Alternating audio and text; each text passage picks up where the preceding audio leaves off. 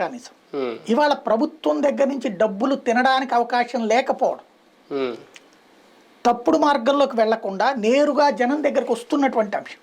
ఇప్పుడు ఇదివరకు ఏంటంటే ఒక షాప్ వాడికి ₹1 కోటి బిజినెస్ జరిగితే వాడు 30 లక్షలు పన్ను కట్టాలి, అధికారికి ఒక 5 లక్షలు, నాయకుడికి ఒక 5 లక్షలు ఇచ్చుకుంటే 20 లక్షలు ఇతను ఒక 10 లక్షలు 10 కూడా కాదు ఒక 5 లక్షలు ట్యాక్స్ కడతాడు, 15 లక్షలు ఇతను దాచేసుకుంటాడు.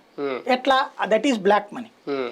అంటే చట్టం దృష్టిలో 5 లక్షలు కట్టినట్టు, లంచాలు వీళ్ళకి ఒక 5 లక్షలు బ్లాక్ మనీ ఇచ్చాడు, వాళ్ళకి ఒక 5 లక్షలు బ్లాక్ మనీ ఇచ్చాడు, 15 లక్షలు తన బ్లాక్ మనీ దాచుకున్నాడు. ఈ సిస్టమ్ ఇప్పుడు లేదు.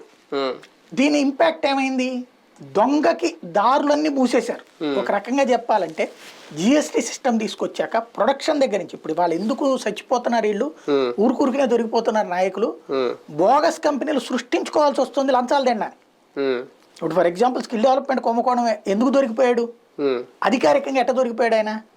ఇక్కడ నుంచి డబ్బులు వాళ్ళకి వేసారు, వేసిన తర్వాత క్యాష్ గా తీసుకోవడానికి డ్రా చేయడానికి లేదు 2 లక్షలకు మించి. కాబట్టి ఏం చేశారు, ఒక 100 బోగస్ కంపెనీలు 250 బోగస్ కంపెనీలు సృష్టించి ఆ 200 కంపెనీకి తలా ₹1 కోటి చొప్పున వేశారు. ఆ ₹1 కోటి రాలన్నటువంటి తీసుకుని క్యాష్ కింద మార్చుకున్నారు. ఇప్పుడు అక్కడ దొరికారు.